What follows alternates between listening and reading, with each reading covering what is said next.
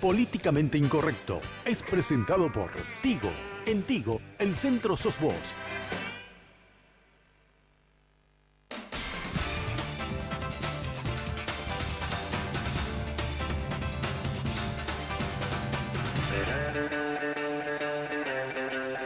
Muy buenas noches, gracias por la sintonía.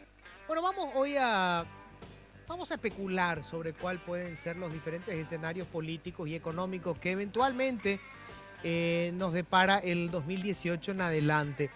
Todavía vamos a hablar de los escenarios, la enmienda, sin enmienda, con enmienda, fuera de toda pasión. O sea, más allá de que yo sé que hay gente que está visceralmente involucrada en el debate de si es constitucional, inconstitucional, etcétera.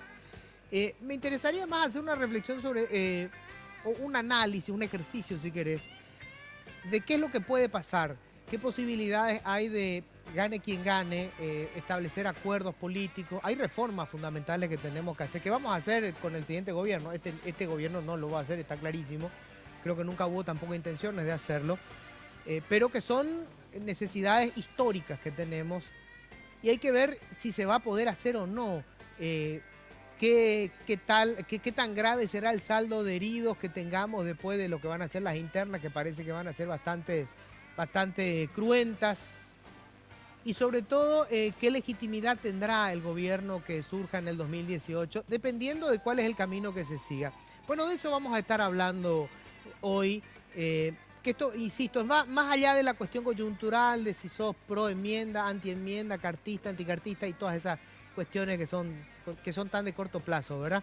Bueno, les cuento ya. Estoy en la mesa con Roberto Sosa, es subjefe de redacción del diario ABC Colores, conductor en Cardinal ABC, o ABC Cardinal, mejor dicho, ABC Cardinal. Sí. Bueno, un gran amigo de toda la vida. ¿Qué tal, Roberto? ¿Qué tal? Bien, gracias por la invitación. Un placer. Gracias. José Amarilla, sociólogo, politólogo, periodista, tirador, nambré. ¿Qué tal, José? ¿Cómo estás? ¿Qué tal, Luis? ¿Cómo te va? Bueno, gracias por venir, che. Al contrario, gracias a ustedes por la invitación y sobre todo por reunirme con dos excelentes amigos. Roberto Sosa, que fue nuestro compañero en Noticias, y Camilo, que fue mi compañero en la facultad. Mirá vos. Así que imagínate, después de mucho tiempo me estoy por reuniendo se encuentran acá. Entre amigos. Bueno, qué bien. Gracias. Che. Y el señor Camilo Suárez, político, hoy periodista también. Y bueno, yo creo que alguien que tiene una, sobre todo, visión bastante aguda de cuál es el escenario que vivimos hoy. ¿Qué tal, Camilo? Luis, un gusto compartir contigo. La primera vez que estoy aquí, un placer y un honor. Roberto, bueno, un placer compartir también contigo, te suelo escuchar. Y a José también le escucho, pero plaguearse por el teléfono. Me imagino. Tuvimos que esperarle a José, Dios mío. La vez pasada tuvo Fabi Martínez, estaba puntual como sola, ella y bueno, en fin. Pero así nomás esta gente se hace importante y después más difícil. Bueno, quiero arrancar primero. La primera cuestión es si puede o no correr el tema de la enmienda. Yo no quiero entrar en el tema de si es constitucional o no es constitucional, porque digamos que ahí ya hay como posiciones tomadas, ¿verdad? Pero me gustaría un poco hablar de qué puede pasar. Convengamos de que este no es un país riguroso con la ley. O sea, no es que, ay Dios mío, si violamos la Constitución, ahora la gente va a salir en las calles, se va a rasgar las vestiduras. Mentira, no es cierto, no va a pasar, ¿verdad? Es más, creo que si voy a hacer una encuesta, a la mayoría de las personas le importa un carajo el tema de la enmienda o de la reelección, no está metida en eso. Pero, básicamente, para que salga la enmienda, hay una cuestión de votos en la Cámara de Senadores. Una cuestión de votos que tiene que ver no solamente con los famosos 23, sino también con lo que necesitan para que puedan darle tratamiento al tema, etcétera. Pero sobre todo me parece que esto no está corriendo porque no están dadas las condiciones en el escenario político. O sea, no hay gente en las calles que vaya a manifestarse en favor de la enmienda, no hay gente, digamos, no hay pueblo en este momento. La famosa orfandad popular de la que hablaba Lilian Samaniego, para todo, nadie tiene en este momento ningún respaldo. Y aparte, el sector de poder económico tampoco tiene consenso sobre el tema de la enmienda. Entonces, en ese escenario me parece que esto no corre ahora porque sencillamente no están dadas las condiciones. Me gustaría arrancar con eso, ¿verdad? Sí. O sea, hasta que no haya algún consenso de los grupos de poder o no haya algún respaldo en las calles que no veo que se vaya a tener, me parece que lo de la enmienda no corre. ¿Vos qué decís, Camilo? Siempre se discute mucho de que si es legal, no es legal, si es constitucional, no es inconstitucional. Yo parto de la siguiente premisa. tratar nuevamente el proyecto de enmienda antes de los 1 año es inconstitucional. Sí. Discutido eso y aclarado eso, vamos a lo siguiente. El problema no es tanto que sea legal, sea constitucional o inconstitucional, porque siempre en todas las sociedades, no solamente en Paraguay, existe una ecuación que se da en base a la tensión entre la legalidad y la legitimidad. Correcto. La legalidad es algo que está establecido, está escrito y tiene que ver con un consenso al que llegó generalmente una generación anterior y dijo, estas van a ser las reglas de juego para el futuro. Pero la legitimidad es algo que se construye permanentemente y tiene que ser renovada permanentemente. Esa legitimidad es lo que nos encuentran aquellos que quieren aprobar la enmienda para aprobar la reelección. ¿En qué consistiría esa legitimidad? No se trata simplemente de que hayan movilizaciones callejeras. Una de las formas podría ser que consigan movilizaciones callejeras. Lo intentaron, tanto del cartismo como del luguismo, jugando los dos, hacer uno de policía bueno y policía malo, uno con la campaña de firmas y otro con las movilizaciones. Ambas iniciativas frustradas no consiguieron la legitimidad por abajo. Ahora bien, si no conseguimos legitimidad por abajo, las masas no están involucradas en un proyecto que son las que pueden romper una legalidad y darle una legitimidad a esa nueva legalidad. ¿Quiénes podrían avalar esa ruptura de la legitimidad? Las élites económicas y políticas dominantes. Correcto. Y es allí donde existe la mayor crispación y donde no existe consenso. Coincido contigo en que si uno saliera a la calle y le preguntara a la gente qué opinas de la enmienda, te va a decir, me preocupa el agua que tiene sabor raro, claro, que sube la carne y Cerro Porteño no le va bien. Eso te va a decir la gente. Ahora, a lo tercero está acostumbrada. Bueno, pero igualmente siempre tiene ilusiones. Claro, claro. Pero allá arriba, en las élites, que son las grandes propietarias del país, no solamente no hay consenso, sino que hay una resistencia muy grande. Y en política, lo que siempre yo digo es, no es el político el que manda, sino que el político es el representante de ciertos intereses. Esos intereses que están siendo representados están en contradicción con sus representantes. Por lo cual, yo no le veo en este momento posibilidades de que salga la enmienda. Sacar la enmienda, que va a significar romper la legalidad, va a significar tenerle a las élites en contra y podría significar un chispazo para que esa pasividad de la gente se movilice también en contra. Bueno, yo creo, Luis, en primer lugar que para mí la enmienda constitucional a través de la reelección a través de la enmienda es inconstitucional, o sea, no está previsto en la Constitución, para mí eso es claro. El oficialismo afronta con sus aliados dos problemas fundamentales, una cuestión de fondo y otra cuestión de forma. De fondo porque no le permite la Constitución y de forma porque ya se trató el proyecto en el Senado y en diputados también se envió al archivo, lo que significa que también se trató. O sea, tiene dos escollos, no solamente en el Senado tienen que juntar los votos suficientes, sino cómo salvan lo de diputados, que es muy importante. Yo lo que creo es que esta indefinición va a seguir hasta que culmine el plazo legal que tienen realmente para tratar de encontrarle una salida. Junio. Junio es el plazo máximo. O sea, ellos si para junio no tienen una solución, ya sea a través de la enmienda o ya sea a través de la certeza constitucional, que yo creo que no está descartada, entonces vamos a seguir con esta zozobra. Es más, al oficialismo le conviene seguir con esta situación porque de esta manera va a mantener a sus aliados todavía detrás de Horacio Cartes en su proyecto. Entonces es un elemento de unificación motivador y mantiene esa expectativa de ¿es Horacio Cartes o va a ser alguien que él designe como candidato? Un elemento que para mí es fundamental, por ejemplo, es esto de las inscripciones que se dio en los últimos días que tiene que ver con el proyecto del vicepresidente de la República. Además, allá que lo nieguen públicamente, evidentemente ellos ya estaban abriendo el paraguas por lo que pueda ocurrir en el futuro. Entonces, para mí eso está claro. O sea, allí las cosas todavía se sostienen porque queda ese plazo. Entonces, una vez que se defina ese plazo, nosotros vamos a saber... O sea, vos lo que decís, Roberto, es ellos mantienen esta historia en estas condiciones, uno, probando a ver si sale, y dos, con esto sigue manteniendo de alguna manera el cetro Cartes. Sí. O sea, no se le dispersa la tropa. Creo que se va a extender hasta junio eso. Y recién en junio vamos a tener la tranquilidad de saber qué va a pasar. Digamos, la tranquilidad de todo, porque en realidad esto le afecta a la vida institucional, a la vida económica, a la vida política del país. Ahora, ¿es sostenible eso, José? Porque nosotros tenemos crisis permanentes, sobre todo en materia de seguridad. Sí, no, en materia de seguridad estamos completamente carentes de política de Estado, digamos. O sea, hay eventos que dan un cierto respiro, pero hay otros que directamente te muestran que no hay una política preestablecida, que no hay un presupuesto establecido, ¿verdad? Porque ¿qué es un presupuesto? Es un proyecto traducido en números, ¿verdad? La Policía Nacional, por ejemplo, para darte un indicativo de cómo estamos. La Policía Nacional tiene alrededor de 1000 instalaciones a nivel país. En el 2008 tenía algo así como 400 vehículos de 4 ruedas en funcionamiento.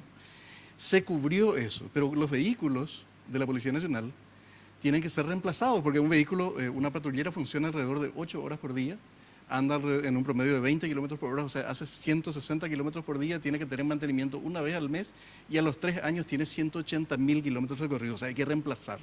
O sea, vos por año aproximadamente tenés que reemplazar entre 300 y 400 vehículos policiales. ¿Qué es lo que estuvimos viendo últimamente? Se festejó, salió en las tapas de los diarios que Itaipú donó, o sea, no fue parte del presupuesto público, 300 patrulleras en 3 años. O sea, estamos 3 veces atrasados respecto a lo que se tendría que haber hecho en esa materia, por ejemplo, en asuntos de políticas públicas. Y respecto al tema que planteabas, supongamos que en esta mesa nos ponemos de acuerdo en que la única regla es que no hay reglas. O sea, vamos a romper lo que está establecido. Sí, me acuerdo. ¿Quién garantiza que sale de esa monstruosidad? O sea, ese es el tema. Yo creo que más allá de cualquier otra cosa, más allá de la elaboración weberiana que te hizo Camilo respecto a la legalidad y la legitimidad, creo que hay una cuestión elemental de lógica y de pragmatismo en esto. O sea, si rompemos las reglas, ¿qué sale de eso? ¿Quién pone los límites? O sea, si abrimos esa puerta, ¿quién la cierra? Bueno, yo creo que hemos tenido ya experiencia en el pasado en donde nos pasamos por donde queríamos la ley y la Constitución. O sea, convengamos, por decirte, González Macri no podía haber seguido siendo presidente. O sea, tenía que convocar elecciones y ahí vino la primera vez que tuvimos la famosa certeza constitucional y Lucho se quedó el resto del tiempo, ¿verdad? Con las consecuencias que supuso tenerlo a Lucho ahí. Cuando Guasmosi le roba las internas a Luis María Argaña, todos sabíamos que se rompieron las reglas de juego. ¿Cuál fue la consecuencia? Y tuvimos un Guasmosi cojo el resto de su gobierno con un Lino Oviedo sacudiéndole todo el tiempo. O sea, ya tuvimos en el pasado eso. Y la consecuencia fue nefasta porque teníamos gobierno con una debilidad de base.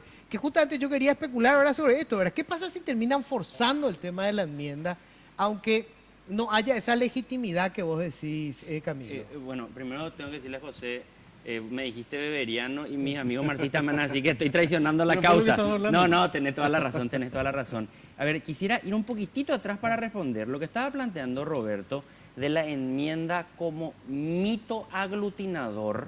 Me parece que es un elemento central y que si no forma parte de la mesa de análisis nos estamos equivocando. Yo no creo que el proyecto por el cual está obsesionado Horacio Cartes sea la habilitación de la reelección. Yo sí creo que Horacio Cartes está obsesionado por la conformación de un núcleo de poder para poder continuar con un programa político y económico que él tiene. No estoy haciendo ninguna valoración positiva ni negativa, es un programa. ¿Pero te parece que es suficiente el tiempo, Camilo? ¿Qué le queda para hacer? A ver, ¿por qué yo digo esto? Porque si yo coincido contigo de que van a estirar esto probablemente hasta la primera o segunda semana de junio. Porque ese ambiente de crispación, ese ambiente de que sale, no sale, consigue, uno, mantener a su tropa unificada. Nadie le sale de rebelde a decir, mira que yo voy a ser candidato y se lanza nomás, porque significa saltar del barco ahora. Y si después la enmienda no sale, esta persona ya saltó del barco. Entonces ahora es lealtad hasta que se cierre. Segunda cuestión, consigue que la crispación y la división dentro de la oposición llegue a niveles de casi irreconciliables. Mira, no se trata aquí que después de todo esto se sienten Efraín Alegre, Fernando Lugo, Mario Ferreiro, etcétera, y digan, bueno, señores, ya pasó esto, vamos a acordar. Porque hasta podrían acordar entre ellos.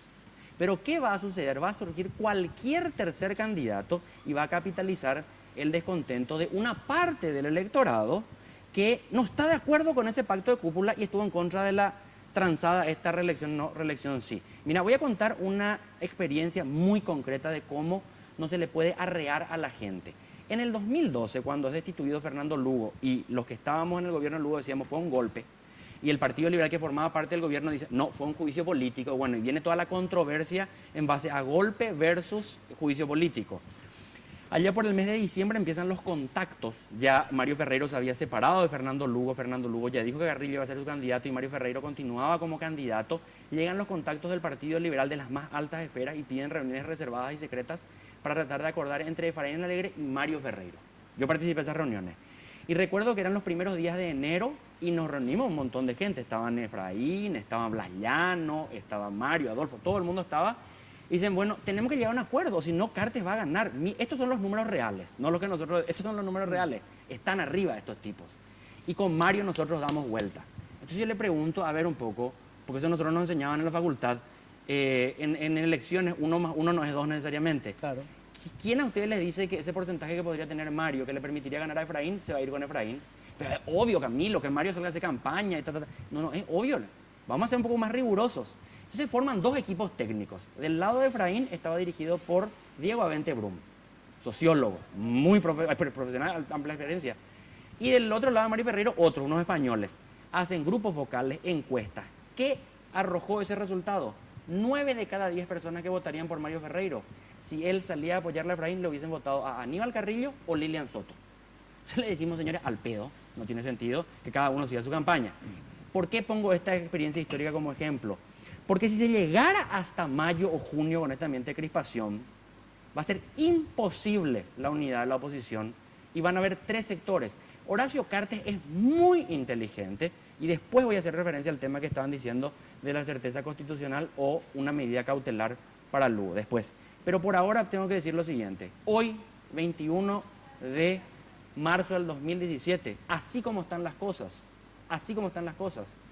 el 22 de abril del 2018, a las 6 de la tarde, el Partido Colorado se vuelve a proclamar ganador de las elecciones. Sí. Toca hacer la pausa. Vamos a hablar de eso enseguida.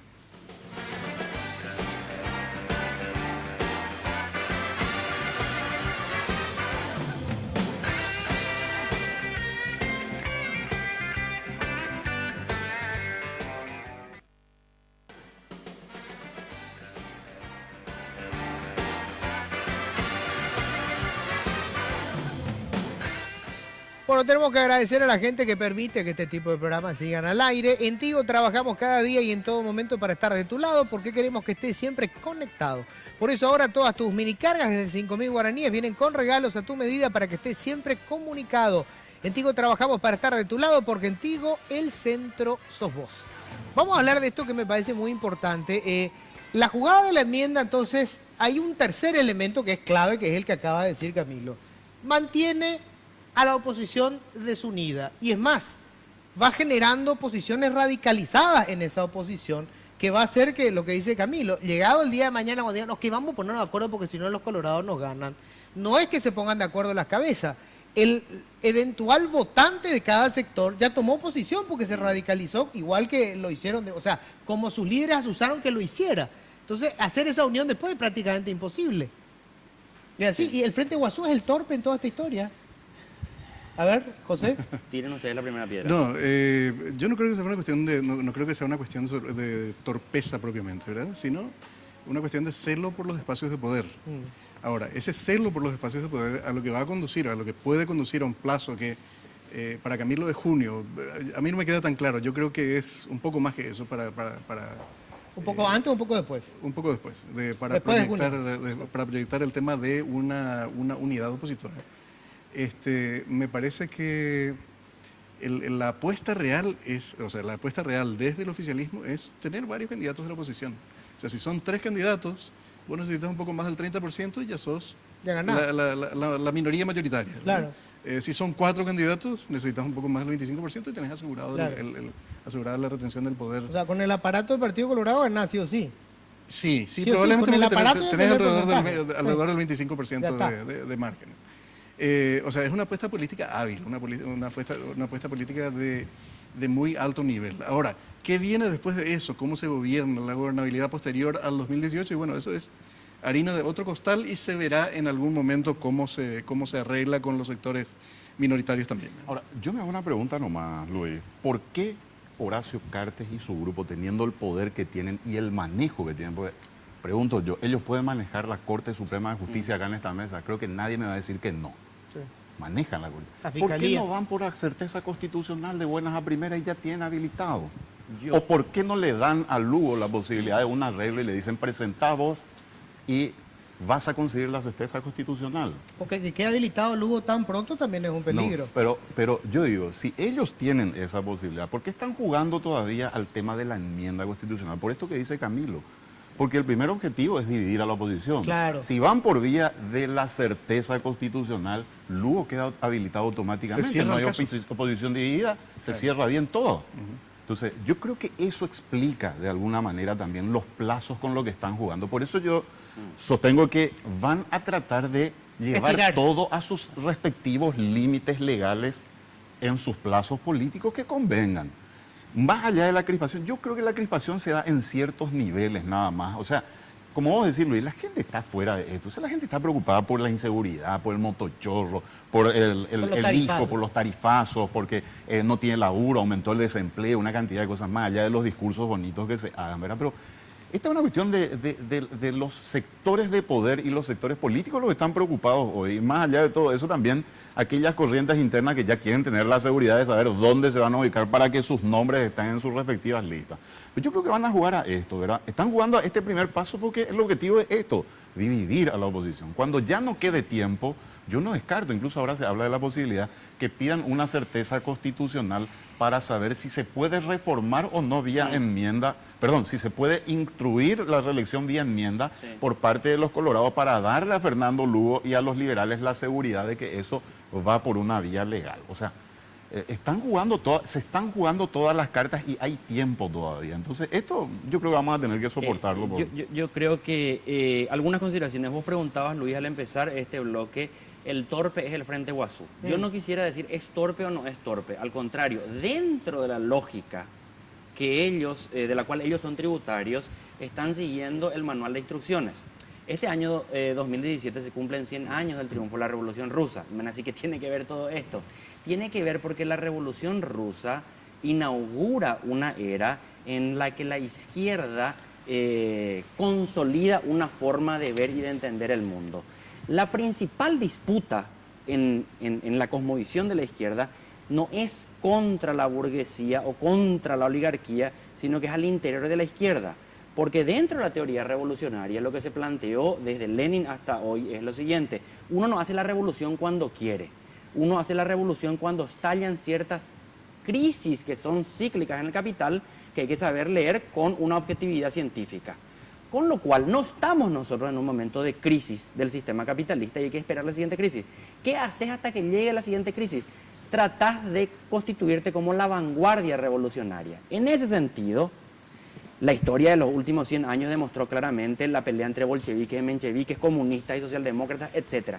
Yendo al plano paraguayo, en el Frente Guazú está claramente instalada la siguiente idea entre nosotros, sotoboche.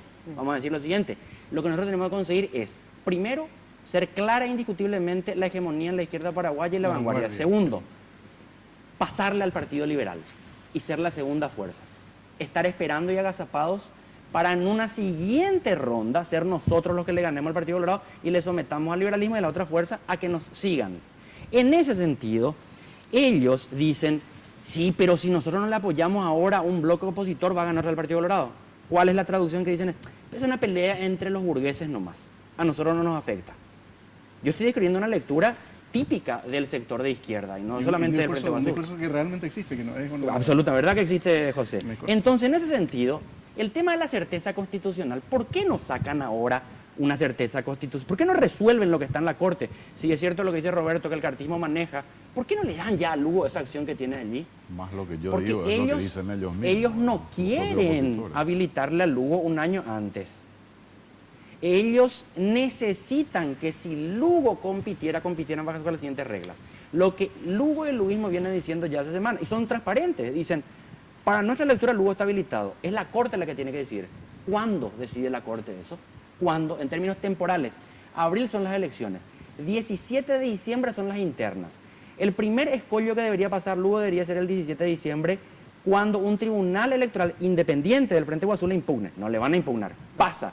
Se inscribe en enero en el TCJ. Allí empieza el periodo de tacha, reclamo, impugnaciones. Le impugna el PLRA, le impugna cualquiera. Recurren, febrero. Marzo queda consolidado el TCJE, allí van a la Corte. Y la Corte, o vía una medida cautelar, o vía admitiendo el expediente, le permite competir a Lugo. Ya para ese entonces, el otro bloque de la oposición, el liberalismo con otras fuerzas, tiene una candidatura, no se puede retroceder en el tiempo y no puede más haber acuerdos legales. Entonces es, bajás vos o bajás vos. Nadie va a bajar. Vamos a suponer que la candidatura de Lugo crezca ya por el mes de febrero más o menos. Crece. Entonces una rebelión en las bases liberales, voto útil y bajemos la candidatura liberal. ¿Qué hace allí el cartismo? ¡Pum! El golpe de la Corte y le saca la cautelar. O sea, Lugo correría solamente a condición de que su candidatura esté secuestrada por el núcleo colorado de gobierno hasta el 22 de abril. Si Lugo no tuviera candidatura secuestrada, es un peligro inminente para el Partido Colorado. ¿Por qué? Porque hoy los votos de la oposición son mayoría en Paraguay y en un mano a mano gana el candidato de la oposición. Es fundamental y vital para el Partido Colorado que vaya dividido. Y ojo, finalmente digo lo siguiente. Atiendan ustedes y observen la temperatura de los pacientes. Roberto, yo entiendo que está un poco fuera del ambiente político, entonces dice no es tanto. No. Al interior del Partido Liberal la pelea es a muerte, amenazas, gritos. Los están matando. Irreconciliables están volviendo. ¿Y en el Partido Colorado? En el Partido Colorado la temperatura del paciente es estable. Ustedes están viendo alguna crispación, alguna guerra interna fuerte. Mario Abdo Benítez, un discurso aquí, un discurso, Calega Laverna, un discurso aquí, un discurso allá. En el programa de Mina Feliciángeli. Es una disidencia muy pobre, Camila. Convengamos que no tiene ninguna figura importante. Pero en otros momentos de la historia interna del Partido Colorado, la guerra fue a muerte. Pero tenían figura, hoy no tienen. Independientemente de eso, ellos tienen una tradición de pelea fuerte y lo que a mí me parece, una hipótesis, ellos están especulando, ellos están especulando y dicen, vamos a dar la pelea dentro de los márgenes, porque lo que más a nosotros nos conviene, gane Cartes o ganemos nosotros, la interna del Partido Colorado, la oposición se está matando. Y eso a nosotros nos conviene. Luis, solamente un tema, yo que sé un poquito más que filosófico práctico, ¿verdad? A mí me parece que en este caso el Frente Guasú no tiene nada de tonto con lo que está haciendo, porque le está haciendo el juego al oficialismo del Partido Colorado. Ellos, ¿cuál es el punto más importante que quisieron incluir en esta negociación? Que el candidato a presidente pueda ser senador número 1 finalizadas las elecciones. Ese fue el punto para mí fundamental que ellos negociaron y por lo cual pelearon. Yo soy mal pensado. Yo me pregunto, porque no puedo acusar, porque no tengo ningún tipo de prueba, ¿verdad? Pero me pregunto, conseguir la posibilidad de una candidatura de Lugo, yo digo, además de eso, ¿no habrá financiación? Me pregunto como para qué. O sea, tener un candidato, conseguir financiación, la posibilidad de con Lugo meter una cantidad importante de parlamentarios sin haber gastado nada. O sea, lo que dice Camilo, convertirte en la segunda fuerza. Claro. O en la principal fuerza de la oposición. A lo que yo voy, sin haber gastado con el dinero del enemigo. Con el dinero del enemigo. O sea, me pregunto si pero el dinero del enemigo es relativo, porque realmente la fuente de financiación, nadie pone plata de su bolsillo estando en el poder. Eso no... Pero lo que yo no creo es que yo no creo que... ¿Estando en el poder? Cartes sí, estando en el poder también. Pero te pregunto yo, Lo que pasa es que Cartes necesita otra cosa, él no necesita plata. Cartes tiene toda la plata que puede con 20 millones de cigarrillos de contrabando. 20 millones de dólares compras más o menos 2 millones de votos. Esa es la relación de costo, $100 por... Pero yo te pregunto, ¿el Frente Guasú tiene el dinero suficiente como para meter una gran cantidad de parlamentarios? No sé si tiene el poder económico suficiente, Camilo podrá saber. Y quiero aclarar, yo no dije que en las cúpulas o en los partidos políticos no haya crispación. Yo digo la gente común, la gente que vive la gente por fuera de la comunidad política. Partidos, en los grupos económicos, nosotros acá nos matamos, nos peleamos, discutimos, ¿verdad? Pero la gente común está en otra cosa. O sea, los partidos políticos, yo entiendo que hay una crispación grande y en la oposición efectivamente existe eso, ¿verdad? Tengo que hacer la pausa. Después me gustaría hablar, más allá de todos estos análisis, de cómo los grupos de poder están analizando quién se queda con la sartén por el mango, ¿qué pasa con todo lo que este país tiene que hacer? A mí lo que me desespera es que la izquierda haga ese análisis, ¿verdad? Vamos a esperar, todavía no es el momento, y condenamos cuántas generaciones hasta que llegue el momento. Porque yo creo que hay escenarios que no da para más. O sea, nosotros estamos condenando, o sea, vos salís a la calle hoy y vas a ver gente que está condenada. Mirá, está condenada, ¿no? Tiene cero posibilidades de algún tipo de formación, de instrucción, cero posibilidades de algún trabajo decente en el corto plazo. es terrible. Pasaron Vamos a estar de la esperando. marginalidad a la exclusión directamente. No, ¿verdad? totalmente, totalmente. O sea, mientras tanto, ¿qué pasa con los narcos? ¿Qué pasa con la... Caramba, con esos otros fenómenos que están ahí, ¿verdad? El Mientras BPP. nosotros estamos jugando al ajedrez. A ver, vamos a hacer la pausa y ya volvemos.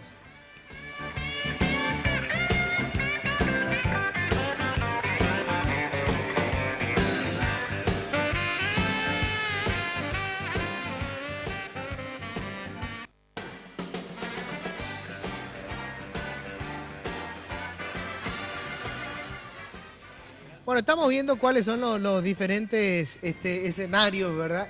Yo me pregunto, le escuché a Lugo la vez pasada cuando mencionaba, insistía mucho con el tema Lino Oviedo. Lino Oviedo lo sacan de carrera cuando faltaba, ¿cuánto para las elecciones? Un mes y piquito. Sí. Un mes y piquito, ¿verdad? Menos de 2 meses. ¿Verdad? Entonces, Oviedo gana las elecciones sin ser el candidato. Sí. Tu voto vale doble, Raúl Cuba se convierte en presidente. ¿Puede eventualmente el Frente Guazú jugar con una jugada de ese tipo? Es decir, Fernando Lugo es el candidato que captura, digamos, al electorado. Me dejan fuera en el minuto 45, ok, mi candidato a vice es el candidato de Fernando Lugo, tu voto vale doble. ¿Se puede pensar en una Pero cosa eso, como eso esa? es lo que le decían desde la cúpula del llanismo a sus dirigentes y a sus bases. ¿Por qué se entusiasmaron tanto? Y no voy a entrar yo a esas valoraciones de porque Cartes le pagaban. No, saquemos de lado eso. Llano es político, tiene intereses políticos y hace política. Tampoco son mercenarios a los que se les compra y se les vende así simplemente.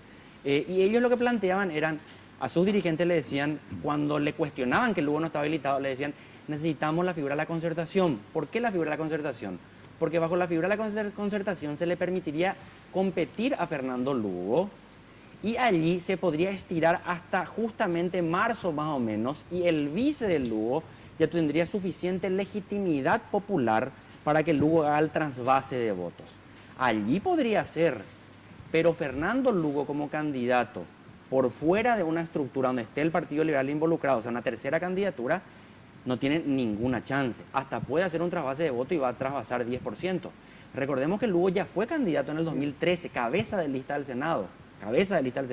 Publicidad televisiva, estaba en las papeletas y tuvo 9,5% de los votos. Porque en política, popularidad no es igual a cantidad de votos en las urnas. Claro. Entonces, claro, Lugo puede ser muy popular, Mario Ferreiro puede ser muy popular. Ahora, ¿quién te cuida quién lleva a la El gente aparato. a votar? Sin aparato no ¿Con gana. quién cubrir las mesas, por ejemplo? Entonces- es una cuestión elemental. Entonces, me parece que yo ese es creo más que un mito que otra en ese cosa. sentido, Mario Ferreiro es mucho más pragmático y entiende el tema porque ya tuvo la experiencia también de jugarse solo y se estrelló, ¿verdad? Él insiste todo el tiempo. O sea, yo voy a jugar el partido si es que se unen los liberales y quieren que yo sea el salvador de la patria. O sea, sin aparato no tenemos ninguna posibilidad. O sea, sin ese aparato no llego. Claro, eso sin es lo ese claro aparato no ahora. llega, eso es categórico. Y lo mismo pasa en el Partido Colorado, o sea, Cartes no es boludo, o sea, especulábamos de que Cartes puede eventualmente financiar otra campaña, pero Cartes sabe que probablemente en el 2018 quien gane las elecciones va a ser otra vez el Partido Colorado. Él puede ser el que tenga la sartén por el mango o no. Y anoche Calega Laverna le decía a Mina algo, cuando Mina le preguntaba, ¿hace cuánto que no conversas con el presidente Cartes? Y Calé le dice, hace más o menos 2 meses, fue antes que él viaje a los países árabes, a los Emiratos, y él me dijo, a la vuelta charlamos, volvió y nunca más me dijo nada. Yo supongo que me habrán intrigado, entonces se alejó de mí. Pero justamente la semana pasada, en una actividad con Marito Abdo, en Altos, en la ciudad de Altos, él me pregunta hace cuánto no hablamos. Y él me insiste que tenemos que hablar con el presidente, que tenemos que llegar a algún acuerdo porque el Partido Colorado dividido no nos Marito. sirve. Marito Abdo le dijo a Calé, tenemos que hablar con el presidente porque el Partido Colorado no nos sirve. En ese sentido es que yo sigo insistiendo, Cartes no va a sacar la reelección, la figura de la reelección a cualquier precio. Va a sacar al precio que encuentre una oposición dividida y un Partido Colorado domesticado. O si no, no le sirve para nada. Imagínate vos que apruebas la reelección por la vía de la certeza constitucional o cualquier vía. Y es el mano a mano, Horacio Cartes con un Partido Colorado dividido y Fernando Lugo con toda la oposición unificada. Va muerto, claro. Pero aparte fíjate que si teniendo uno la posibilidad económica que tiene el presidente Cartes y haciendo el tipo de inversiones que está haciendo su grupo, él no está dando los síntomas de una persona que piense retirarse del país En absoluto. o que quiera huir del Paraguay. No, está metiendo muchísima plata en el eje corporativo, en cuestiones de empresas, en emprendimientos a futuro.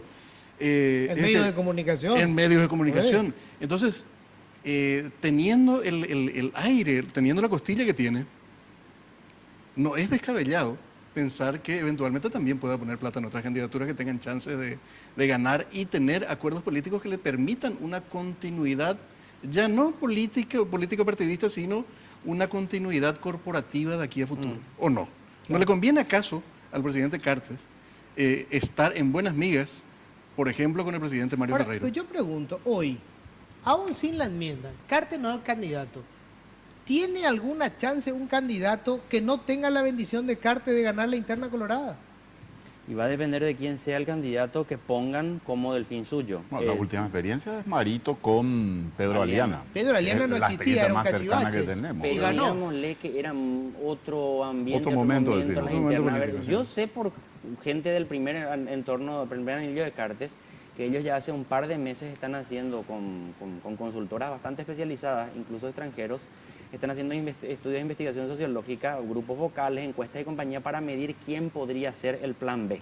Tontos no son, o sea, no es que están sentados esperando. Sé también que los nombres que ponían en las listas y estaban evaluando era el del propio Juan Afara, el de Baruja, el de Enrique Riera, el de Santiago Peña.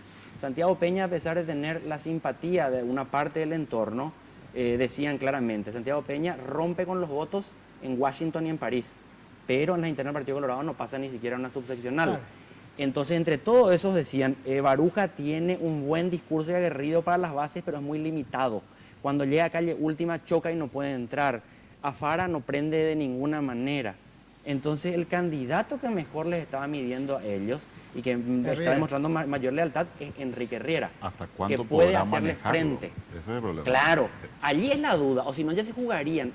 Lo que Cartes necesita es una liana y no encuentra una liana. ¿Qué es una liana? Es un ser anodino, sin personalidad propia, tonto, que responde sí señor, Pero que puede y que ganar. gane las elecciones nacionales. Claro, que puede Nacionales. ganar. Santiago Peña podría ganar las nacionales, pero no pasa las internas del Partido Claro. Colorado.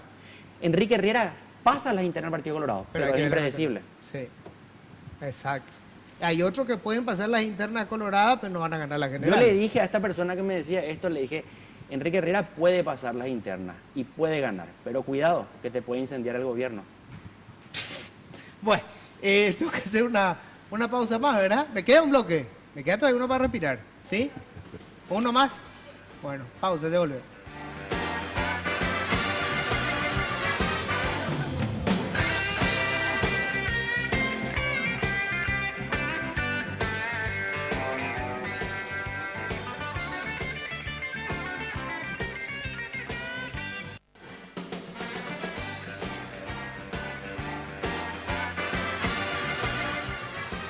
Ahora vamos a hablar, en este escenario, digamos, sea Cartes finalmente el candidato, que yo creo que es el escenario menos probable, creo que va a haber un candidato del cartismo, que creo que va a ser candidato del Partido Colorado. Honestamente, yo no veo dentro del Partido Colorado nadie que le pueda hacer frente a Cartes en este momento. No porque tenga carisma Cartes, sino porque Cartes maneja la estructura, es el financista, no veo nadie que le pueda hacer frente. Neutralizó Pero- todos los movimientos que podían ser contrarios, digamos. Y no veo ninguna figura, no hay una Argaña, no hay un Oviedo, no hay una figura fuerte en este momento en el Partido Colorado. Y del otro lado, todo hace suponer que vamos a tener una oposición dividida. O sea, así como está la cosa, Alegre no veo que se vaya a bajar del carro. Así que no creo que corra lo de Mario Ferreiro, salvo que haya algún accidente y se unan todos los liberales, no veo. Entonces la pregunta es, gana Enrique Riera, presidente. ¿Cuál es el escenario que tenemos en el 2018? En teoría en el 2019 se hace una constituyente, porque parece que allí hay una cierta convención, digamos, ¿verdad? Que sí o necesitamos la reforma, ¿o Yo no? dudo con respecto a eso. ¿Sí? Puede ser que sí, puede ser que no. Porque hoy es políticamente correcto, llevándole la contra al nombre del Al programa, que sea la última vez, sí. que se hable de una reforma constitucional porque te coloca con un aire de sos una persona que pensás en los intereses del Estado y no solamente el gobierno, pensás en las próximas generaciones. Pero es bastante de blef ahí allí. O sea, yo no sé si es que una vez asegurado un próximo gobierno, el que venga posteriormente, se va a animar a arremeter con un cambio constitucional, porque un cambio constitucional es abrir una caja de Pandora. Vos ganás el No sabes gobierno. qué sale realmente de ahí. Vos ganás el gobierno, pero no, ni siquiera tenés garantía de que vas a tener la mayoría absoluta dentro de tu partido para elegir los convencionales constituyentes. Sí, por Y eso, sobre la Cartes no quiso hacer la Claro, convención. por eso Lugo no hizo, constituyente. por eso Cartes no hizo, y del otro lado le tenés la oposición, que puede presentarte un proyecto contrario y te pueden meter algunas cláusulas que te compliquen más. O sea, vamos a ver quién gana, bajo qué circunstancias se gana, cómo, y dependiendo de eso va a ser la constituyente. Ahora bien, yo no soy tan tajante de decir existe una predestinación a que el 22 de abril el Partido Colorado del 2018 Gana. vuelve a ganar. Así como están las cosas hoy Sí. en día, sí, pero no sé. En el Partido Liberal aparentemente no existe otra candidatura de deporte que le pueda enfrentar a Efraín Alegre. Ahora, también todos dicen, incluso desde los efrainistas que no están allí en el primer anillo, dicen, Efraín no con llega. Efraín no llegamos, Sí, así es. pero no tenemos otro, nadie se quiere sacrificar, nadie se quiere sacrificar. Entonces, a menos que surja una tercera alternativa, digo tercera alternativa que puede ser bien, o un liberal, alguien de extracción liberal, o se recurre a una figura externa, yo veo que el Partido Colorado tiene todo y que va a haber una tercera candidatura. ¿Quiénes capitalizan el tercer espacio? Puede ser el candidato que lance Fernando Lugo, puede ser algún candidato, porque hay también una iniciativa que yo no sé cuándo van a dar a conocer, un grupo de empresarios paraguayos que están financiando la exploración de un mercado electoral para una tercera candidatura. Ya con gente de la pesada, gente de Chile, gente de España, que está aquí instalada ya hace como unos 3 meses, haciendo investigaciones bastante rigurosas de mercadotecnia electoral. ¿Quién podría ser Pero un candidato nunca fuera de resultaron Lugo? esos experimentos tampoco. ¿No? Camilo, No sería la primera vez que se Sin, hace. sin el aparato del partido. Pero no. ojo, José, no De es uno para del partido. ganar las elecciones, Sino para construir es no, para está bien, abrir, es para captar abrir el- una parte del claro. mercado electoral. Claro. Y ni Empezar un siquiera camino. El voto no colorado, no liberal. Ni siquiera en connivencia con el Partido Colorado, por interés propio, pero le beneficia al Partido Colorado. Sí. ¿Pero quién es un candidato fuera del Lugo? Como dice Camilo. El único me parece que es Mario Ferreiro. O sea, fuera de eso, fuera de una figura aglutinante que sea la de Mario y que reúna efectivamente al Partido Liberal. Repito, sin el aparato del Partido Liberal no se le gana al Partido Colorado. O sea, eso para mí es clarísimo. Ahora, para eso tendría que ocurrir cosas que nos estaba describiendo Camilo, que conocen más la interna de la oposición, que son improbables también, que ¿Qué que pasa? Efraín se baje, por Y ejemplo. si otro outsider, qué sé yo, Benjamín Fernández, ¿Quién le va a apoyar? Oscar Acosta. ¿Quién le apoya? No, y tiene que ser uno de los partidos. Ah, el Tiene que ser el Partido Partido Liberal. Partido Liberal. Claro, claro. Eso Mira- como decía, muchacho, con Alegre no llegamos. Ok. Mira, el Tengo una Partido figura. Liberal tiene una cosita que yo sé que mañana se van a enojar conmigo los amigos liberales porque voy a decir, y cuando yo digo me tratan de hacer callar. El Partido Liberal tuvo una convención hace 3 años. Hizo una modificación, hizo varias, pero una de ellas es central y determinante en este momento político. Saca de los estatutos partidarios la obligación de estar afiliado al Partido Liberal para pugnar por cargos uninominales. O sea, la resolución del, creo que fue 25 de febrero, en Coronel Oviedo, del Partido Liberal, lo que dice es que el candidato tiene que ser electo en las internas del Partido Liberal. Lean, no dice será un liberal. Claro. Claro. ¿Por qué? Porque una persona, ellos dejan abierta más o menos la ventanita para que pueda venir una persona por fuera a candidatarse. ¿Qué se requiere? Y me dirían, ¿y por qué Lugo no utiliza eso? Porque para que se le permita competir en las internas, esa persona no afiliada tiene que ser aprobada por el directorio, la mayoría del directorio. Son 55 miembros del Tiene que directorio. negociar con ellos. Necesitan 27 votos del directorio para Para aprobar. darle la bendición al... El llanismo estaría dispuesto a hacer eso, pero hoy tiene más o menos 15 votos. Necesitan unos 10, 15 votos más. 12 votos más para... Pero tengo entendido que ellos abrieron la posibilidad de hacer otra convención rápidamente. Que los plazos le dan para hacer otra convención y cambiar nuevamente Pero la están decisión. sobre la hora. Los plazos le Están dan, sobre la hora, pero los plazos le dan, dan. pero Efraín y la dirección oficial del Partido Liberal dice, no hace falta otra convención. Pueden, pero la dirección actual dice lo siguiente, resguardado en los estatutos liberales. La convención es convocada por el directorio. En el directorio tenemos mayoría y no vamos a convocar otra convención. Ahora, puedo Pico ser naif. Más allá de todo el debate político, ¿existe, Pico, alguna posibilidad de que con algún cierto nivel de madurez se sienten los actores políticos a trazar un plan básico de urgencia para este país, más allá de quién gana en el 2018? Para plantear 3 cosas nomás. El tema de la educación pública, esto es catastrófico, de la salud pública y el tema de la seguridad. Seguridad pública, sí. ¿Existe Mira, alguna posibilidad? Yo creo que hay conversaciones, o sea, no todos conocemos, seguramente Camilo te puede contar más cuestiones internas de los partidos, pero hay muchas más conversaciones que las que, Las que se dan a conocer. claro, que las que nos llegamos a enterar, ¿verdad? Desde los medios de comunicación, desde el público en general mucho menos, pero todos los puentes están tendidos. O sea, en este momento yo no creo que haya ningún puente roto ni siquiera entre el cartismo más O sea, más ¿puede haber radical. algún consenso político después en el 2018 para por lo menos 2 o 3 cosas encarar? Por el momento me parece que domina la agenda electoral. Para el 2018 no creo que estén conversando en este momento. Ahora, la posibilidad de que se den las conversaciones, sí, siempre hay. Fíjate cómo se va resolviendo rápidamente el tema de la emisión de bonos de este año, por ejemplo. ¿Verdad? Algo que 2 semanas atrás parecía sin solución. Imposible. Y sin embargo ahora están al borde de darle el apoyo parlamentario a esa emisión de bonos que, bueno, finalmente es parte Yo veo de la difícil misma. que una agenda electoral o preelectoral internas ahora en diciembre y generales el año que viene. O poselecciones, pero... Poselecciones puede ser, pero hay que ver quiénes se posicionan allí. No creo que... Hoy la preocupación de los grupos políticos está en dónde me voy a posicionar para saber qué cargo voy a ocupar. Esa es la gran preocupación. Ahí no hay discusión filosófica, partidaria, nada. O sea, yo creo que hasta que veamos quiénes son los que se posicionan y después de, no sé, una presión de los medios o de alguna organización creíble dentro de la sociedad que pueda, la iglesia o alguien que pueda presionar, me parece muy difícil que se sienten a negociar sobre Por eso. decir, Brasil está pasando por una situación muy particular. Está en una crisis tremenda, pues yo creo que va a salir muy bien parada de esta crisis, porque por primera vez en mucho tiempo uno de los poderes se puso los pantalones largos. Por supuesto que hay mucha política de por medio también, ¿verdad? Pero caramba, el Poder Judicial brasileño está iniciando la campaña más grande en su historia contra la corrupción. ¿Nosotros tenemos alguna posibilidad de plantear el inicio de un proceso de reforma del Poder Judicial? Porque sin eso, esto va a seguir siendo un cachivache, un país en serio no vamos a hacer. Que dicho sea de paso, el tema judicial es uno de los problemas de seguridad también. Esto es lógico, es básico. Uno de los problemas Fundamental. elementales de seguridad. Discúlpame, Camilo. No. Yo digo que la preocupación, si vos querés saber cuál es el mínimo común múltiplo en la comunidad política hoy en día, es decime nombre y número de lista. De nada. Decime nombre y número de lista y después hablamos. Pero la educación, número y nombre y hablemos. Nos presentemos en una mesa, sí, ¿qué número me va a tocar? O sea, esa es la realidad, nos guste o no nos guste. Yo no estoy diciendo que esté bien o está mal, estoy hablando de lo que es la por realidad. eso.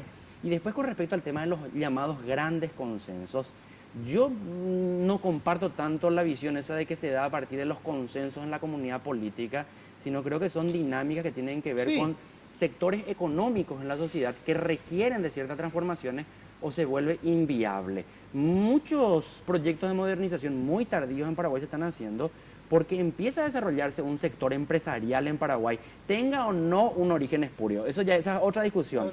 Pero que ya no consigue acumular su fortuna en circuitos no capitalistas, o sea, contrabando, robo, atraco y compañía, sino que tiene que producir dentro de los parámetros capitalistas, para lo cual necesita una infraestructura predecible, moderna, ciertos parámetros de educación modernos. Entonces, yo creo que el empujón modernizador viene más por allí que por consensos en la comunidad política. No, pues yo me refiero, por ejemplo, a ver, creo que la política de endeudamiento va a seguir, porque sencillamente no hay otra forma de financiamiento en este momento. Dudo mucho que se haga alguna reforma. Yo sí creo que hay otra forma. No, de yo financiamiento. creo que no va a haber ninguna reforma radical en el sistema tributario, por ejemplo. Te puedo describir rápidamente lo que fue el plan de este gobierno. No es que me contaron, yo lo vi eso Sí. de forma directa.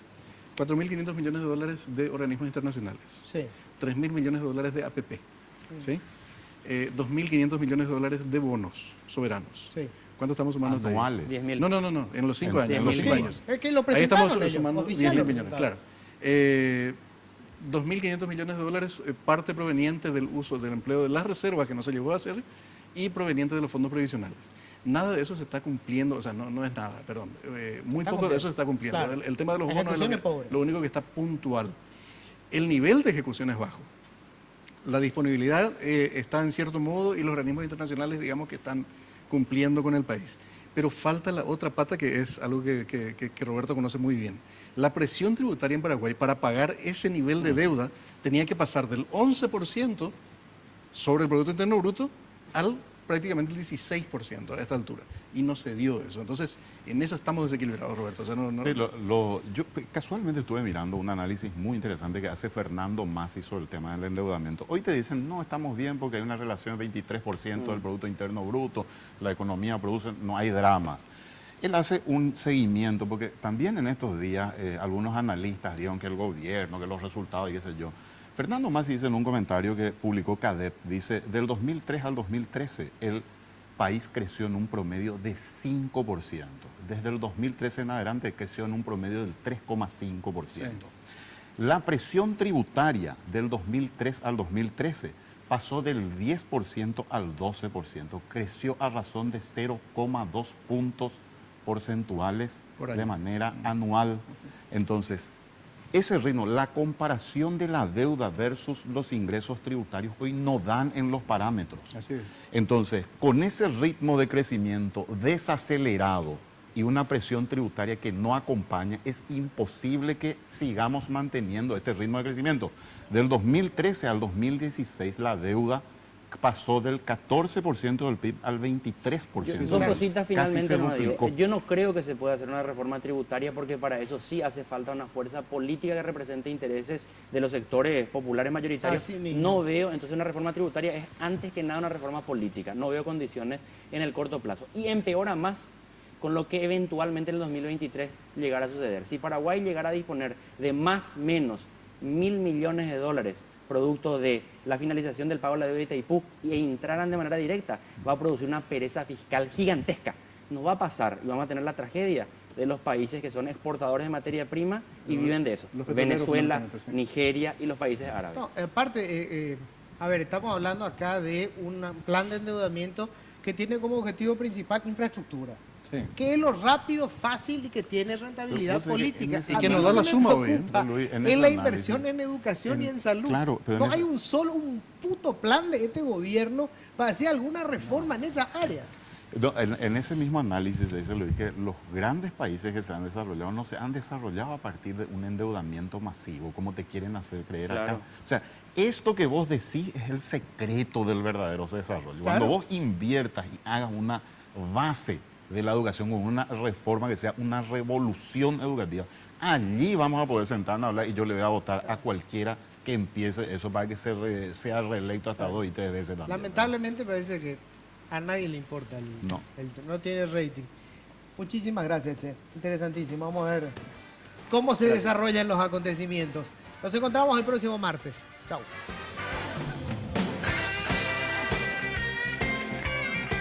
Políticamente Incorrecto fue presentado por Tigo. En Tigo, el centro sos vos.